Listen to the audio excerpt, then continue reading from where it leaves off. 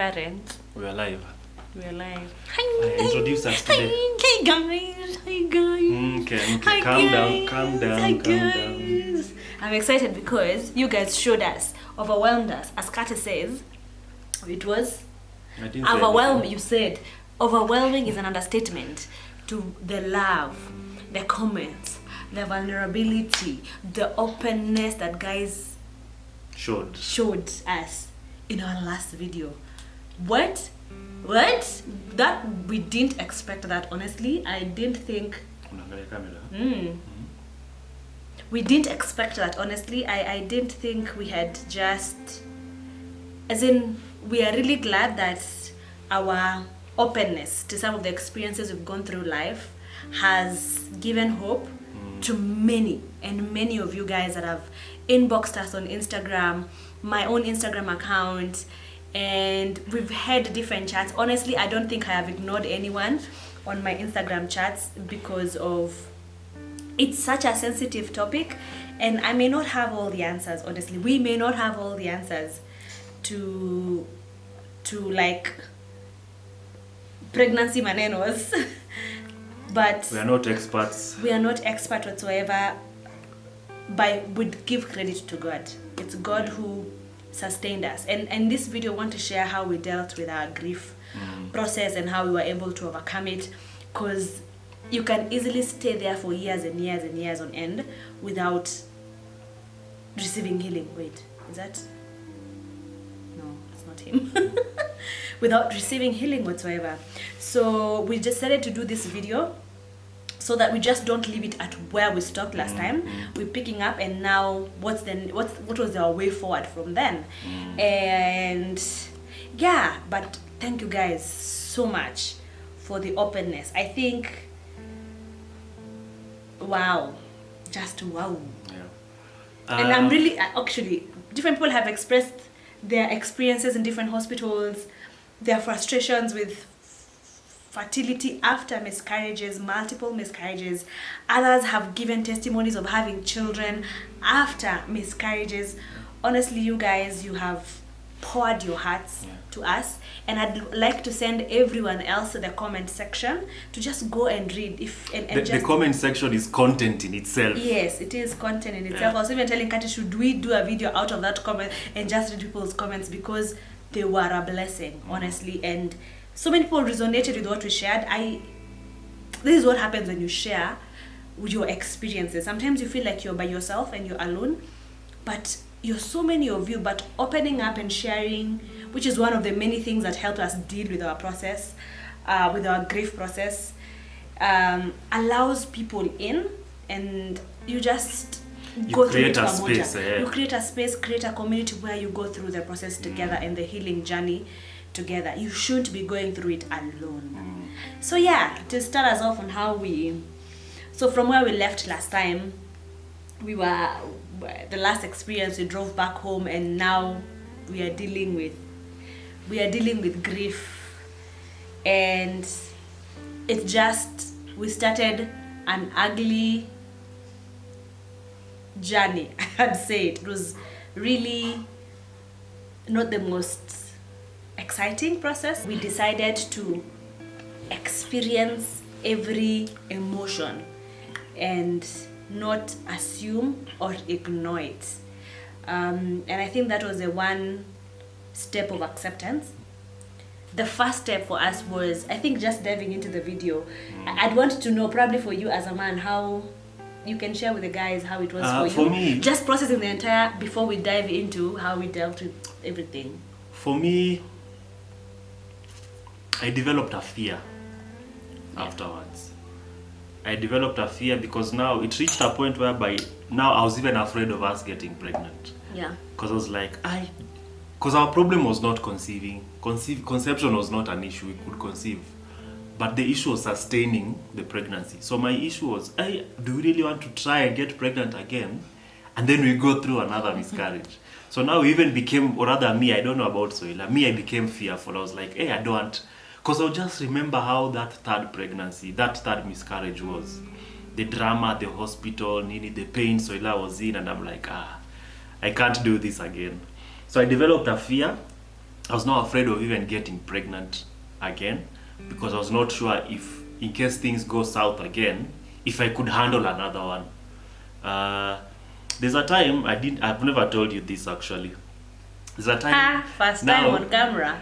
Now after now, the last pregnancy we had, now the one that we got the baby, that one, the one that worked. When you're a couple of weeks pregnant, must have been around 2 months or something. There's a time you went to bed earlier than me. I went to bed. Okay. So me, I was doing my own things, then I came to bed later. And then as I got to bed, I looked at your side table and I saw a pack of Always. You'd opened and it looked like one has been removed. That thing messed with me, because I was like, Kwani, she's having her periods again. She's rolling. Kwani, what happened? Why would she, I was like, why would she be using pads again? I was like, oh no, it must have happened. Because, it made so, you wouldn't use Always. Why were you using Always? I was on suppositories. Oh, that thing, I was a mess that night. I kept on having panic attacks, thinking of the possibility of what may have happened. So I woke up in the morning and then I was just studying you. I was just looking at you, studying you. I'm like, okay, she seems to be okay. Just watching you from a distance. Okay, she's smiling. She's her usual jolly self. And then I was like, oh, okay, it appears nothing happened. And then I relaxed. Oh my goodness. So there's a fear that I developed. Yeah. And I'll share with you how to deal with that fear, because for me it was quite a journey. God really had to sort me out. Yeah, because fear is one of the responses of being hurt. When you are wounded, one of the reactions that come out of a wound is fearful lashings. So yeah.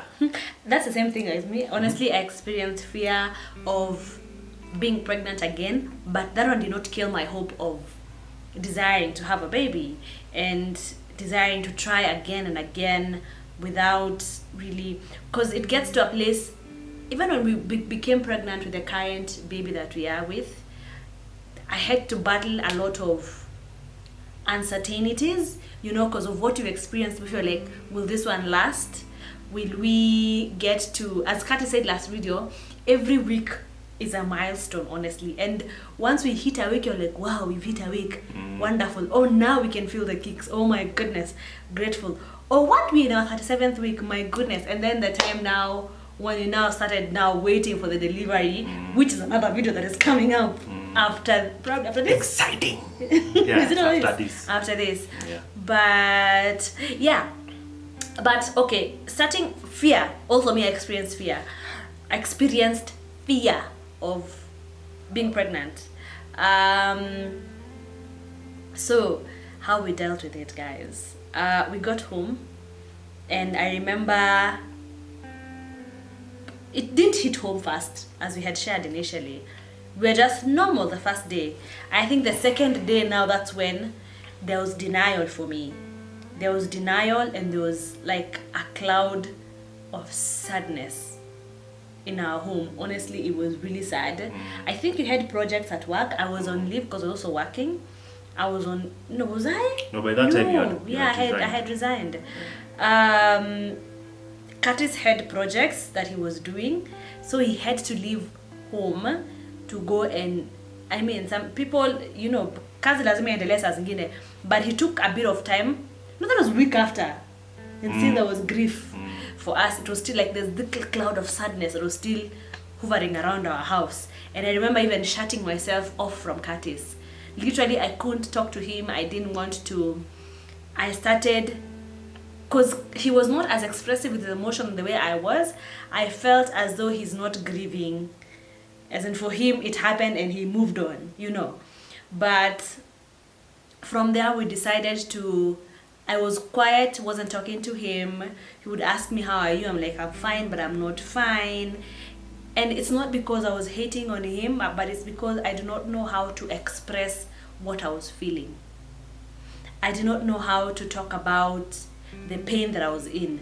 I was just in the moment. and experiencing the pain and like just being in the moment without knowing what to talk about. And I know that's when now I started going into the directions of just now being depressed. And from there we started taking precautions. And I remember, I think the beautiful thing about our experience is I may not have been there to support Curtis, but he was there to support me. Because I remember the first few days were really tough on us, but he was present in supporting me. He would come back and tell me, how are you feeling? In the morning, how are you feeling today? In the afternoon, how are you feeling today? He took up the initiative of making food for us every single day because I was out of it. I didn't want anything. Was I taking painkillers? I don't even remember, honestly. I think you were given some antibiotics. Oh yeah, yes, antibiotics to avoid infection. And painkillers, yeah. Yeah. Oh yeah, and painkillers because at least there was still a bit of cramps. But Curtis just being present helped me come out of the shell easily, and he was very graceful. And now after that period, I was also graceful with him in as far as now I started asking him, how are you dealing with your grief, and how are you feeling? What are you feeling? Do you want to talk about it? Which is, it was honestly.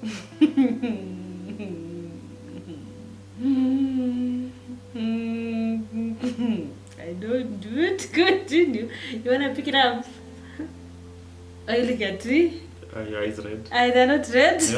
No. Oh, baby. Oh. No, I'm not red. Stop it. Oh. Stop Oh. it. No. Okay. So, we now got pregnant with the last pregnancy that worked, that we carried to full term.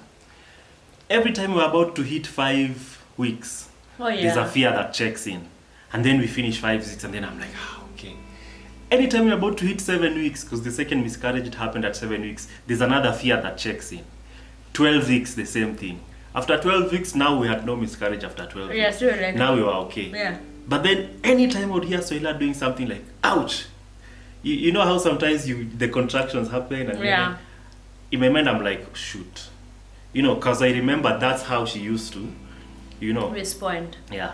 It even got to a point where I was now beginning to be afraid of, okay, we've survived miscarriages. What if we get a stillbirth? Yeah. You are so used to the worst, Paka, now your mind is trying to go ahead of time even before things are able to happen. Yeah. So the fear was a big deal. I remember I used to get panic attacks because of that. Just remembering and assuming, what if it happened?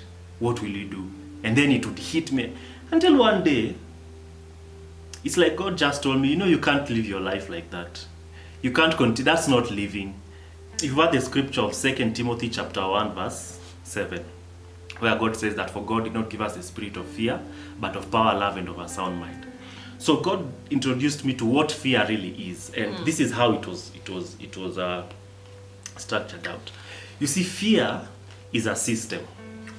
A system is a combination of principles designed to work together to achieve a specific outcome. All right? For example, if you take a microwave, there are too many small parts in a microwave that have been designed to work together so that it warms your food. So the microwave is a system. And fear operates the same way. Fear is a combination of small things working together to create the system called fear. So when you take fear and you break fear down, you see anxiety, you see despair, you see discouragement, you'll see hopelessness, sometimes you'll see shame and guilt. So all those things put together becomes the system that we call fear. Yeah. All right? Yeah. So God was like, for God has not given you the spirit of fear, but of power, love, and of a sound mind. So the spirit of fear, so there's a spirit, and then there's fear. The fear is the system. And then there's the spirit that operates through system. Because spirits use systems to express themselves. So God was showing me, you see, you are being manipulated by a spirit of fear because you've already established a system of fear within your life. So for me to deal with this system of fear, you have to establish another system, because you only deal with a system by establishing a new one. So God was telling me, there the Bible says, I've not given you the spirit of fear, but of power, love, and of a sound mind. Now power is a principle. Love is a principle. sound mind or peace is a principle. When you combine those three principles, it becomes a system called the perfect love. And this is why the scripture says the perfect love of God casts out all fear.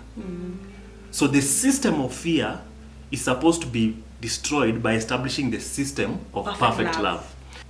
I think there's something about the awareness and knowing how much God loves you that sort of, just sorts out the fear. Yeah. Fear no longer manipulates you because you understand how much power you have because of how much God loves you. Yeah. And for me, that was one of the aspects of healing. Now that we understand how systems work, healing is a system. If you get sick today and you go to hospital, they'll give you some tablet. Now, when you break the ingredients of that tablet, you'll find different ingredients that have been put together to create the tablet. All right? So that tablet is like a system. But when you break down that tablet, you find different ingredients working. All right? And then when you're given that tablet, you'll be told that you're supposed to take this. You'll be given a dose. Take this 3 times a day for the next 5 days or whatever. So healing operates in the exact same way, it being a system. There are many different principles within healing that when you combine them, now you get the system of healing. All right? And just like the medicine for malaria, this healing has to be applied over a certain period of time for us to say that you've gone through healing. Because healing, there's no magical prayer that you are going to pray and tomorrow you wake up and you've forgotten everything that happened. It takes a while. So one of the things that worked as a principle for healing for us, number 1, peace of mind. Pursue peace. Hey, pursue it, like look Pursue for it. peace, because people don't get healed by accident. No. You won't get healed by mistake. No. You have to pursue it. Yeah. And one of the things that we learned is pursue peace. If you get a deep cut on your hand today, a deep cut, it's so deep you can see the bone, and then you decide to run outside in the streets, showing random strangers, hey guys, I got a cut. It's bleeding, there are 3 things that you are risking. Number 1, there are people who in the streets who really want to help you, but they are not experts at this kind of thing. So in their attempt to help you, they end up infecting that wound even more. All right? And then there are people who they don't like you. So they'll deliberately be poking at that wound and making it worse than it is. All right? And the third thing that will happen is, remember, as you're exposing this wound to infection, you'll find other people in the streets who are also wounded. So you're risking passing your infection from your hand to theirs. What am I exactly trying to say? Avoid. If you are going through a traumatic experience, avoid making it a public issue. Avoid going on social media and putting it out there and showing people, hey guys, I'm going through this. Because the truth of the matter is this, not everybody on social media has the maturity to handle your wounds. Yeah. There are people who they really want to help you, but because they don't have the wisdom or the maturity, make it worse. They end up worsening whatever issue it is that you're going through. Yeah. All right? Yeah. And there are people, you guys are on social media, you know how some people can just be insensitive. So there are people who will end up just saying certain things that will, cut you even deeper and making you worse than you were already before. That's true. All right? And in that aspect, you'll be losing out on what we are calling peace. Yeah. So one of the first principles of healing is maintain peace at all costs. Yeah. And this means that throughout your healing period, avoid making your issue a public issue. I think right? as just to add on to what he's saying, and like him is talking about peace, but I'm going to bring the aspect of what we did, and with our experience, we really shared it. Two people who are like helping us in prayer and support. Not many people knew it, and that's why we decided to do it many years after we've experienced healing. That's why we decided to share with you this video. Yeah. Because of the people that can approach us now, there's a place of healing that we can minister to them. Won't be ministering from a place of hurting. You understand? So if somebody comes to me and they're now wounded, I would easily tell them of the procedures that I went through that helped me acquire healing. So we decided to just take a step back in as far as sharing the experience with people And You only just share it with the relevant people. In the same way you'd go to the hospital And share with to a the doctor who knows how to handle that wound. Is the same way you'll go to the people who specifically Yeah. have the capacity to handle that kind of trauma. Yeah, because different people, different responses, will give you, oh, do this, do that. And again, you get overwhelmed because you are desiring to do anything at your disposal to make it get work. out of that situation. Yes. So just what we did for us is we withdrew from sharing a lot of that experience with too many people. Yeah. So we just shared it with the relevant guys that would support us in prayer, and family members as well, because honestly your family needs to know where you are at. And if you can get a therapist, fantastic, very good therapist, fantastic, good that would be good, because I remember or a counselor. Yeah, a counselor, because also for us what we went through, we avoided sharing it with so many people. Secondly, because of the mental state we were in, we decided to get a counselor. So we went through one of our... Luckily for us, we have one in church. So that was very convenient. She was able to come home and help us like unpack our feelings and just share what exactly we are feeling, and should be able to lead us. Again, she's a believer.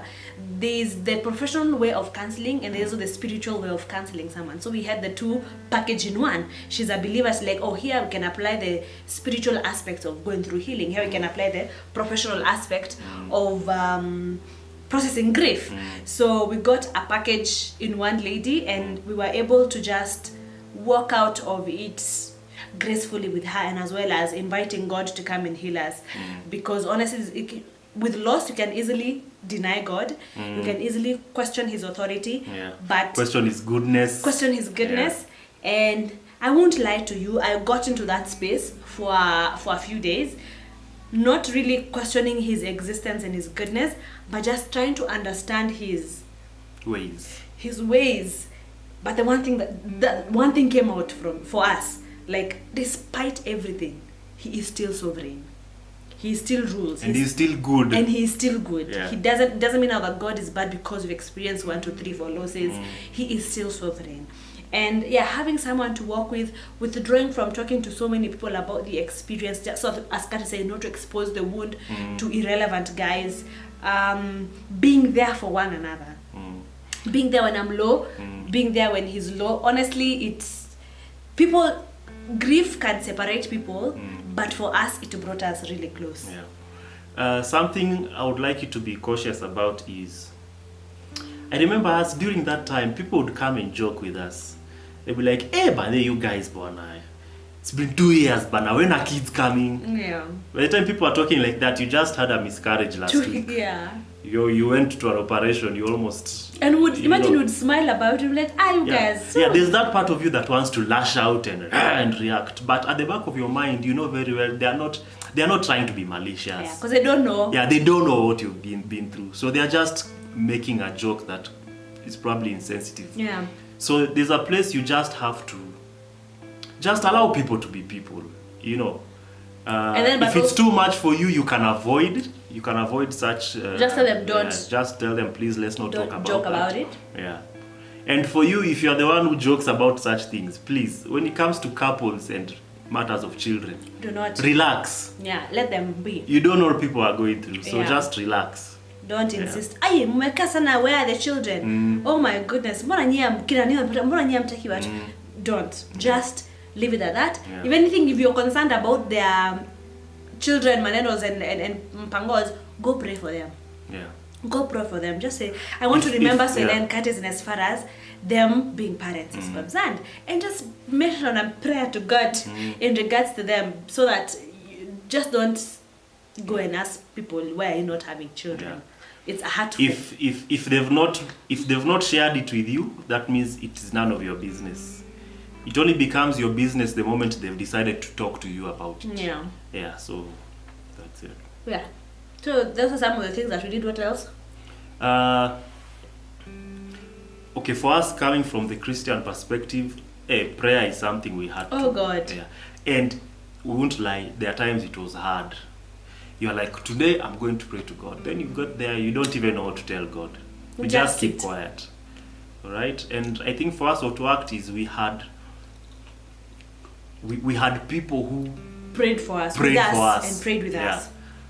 So I think there are times you just need to understand your what do I say? You need to understand your lack of capacity at a certain time in your life or in a certain season, and allow those who have the strength to cover you in such moments. Yeah. Because you won't always have the strength. Yeah. So for us, prayer was something that was really necessary, both by us, but when we couldn't, others were able to come through. Yeah. That's what we're saying. Do not go through it alone. Get 1, 2, 3, 4 people who are mature enough to walk with you in that process. So I don't know, whatever stage you're in, try and implement some of the things that we've mentioned, but prayer should be such a big priority because doctors can do many things, but only God can bless a womb. Yep. So the other thing, because I remember there's a question we've gotten so many times of what did you guys do to ensure this last pregnancy? My baby. The baby has woken up.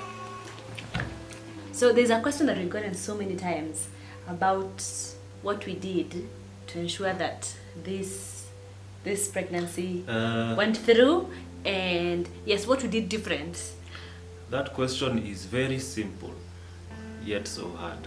Yep. Because for us, we never discovered, biologically speaking, what the issue was. Yeah.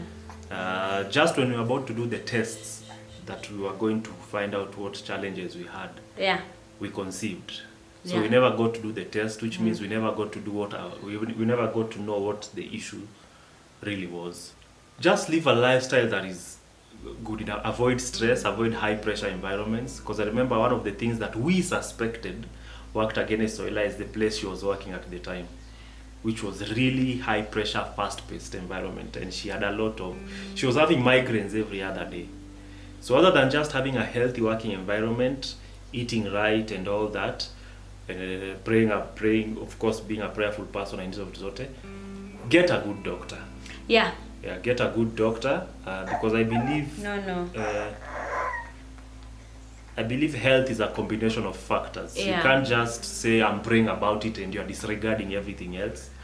You can't just say I'm eating right and you're disregarding everything else. You can't just say I have a good doctor and you're disregarding everything else. It's a whole ecosystem. So other than all those, get a good doctor, a doctor who has a good reputation, not just about handling pregnancies, but handling complicated pregnancies. Because for us, the final doctor we got was a doctor who we had heard his track record. The person who introduced us to him knew of people who had difficulty conceiving, and there was a track record of how well he handled people. So I think that's also a good thing. And also, just if you have a good doctor, they'll tell you what to take. Because I know they don't allow you to suggest hours on YouTube. So don't buy drugs from Google. So don't just have your doctor suggest based on your blood type, manenos. There's so many conditions and blood drug reactions that people do have, medicine reaction, not drug. So your doctor has to tell you what to take that is proper for you. Medicine is drug, right? Okay. If you're interested to know about our doctor, I believe we can share his details. Just connect with us on Instagram, Soila and Curtis. That's it. It will be easier for us to be able to communicate with you one-on-one on more personal requests. So we are not saying our doctor is the only doctor who could handle it. But in case you just want to try him out and see how he'll be able to help you, we can be able to share his details. On our Instagram, DM. So we wanted to say more, but I think with this guy here, we'll have to cut it. It's like tunampigia kelele. So and he keeps on waking up. So like I said, if you are really interested to understand the systems of healing and the systems of how to deal with fear that comes after having such experiences, I'll do a video for that. It will be, you see what I was saying? I'll do a video for that, so stay tuned. Cheers. Bye.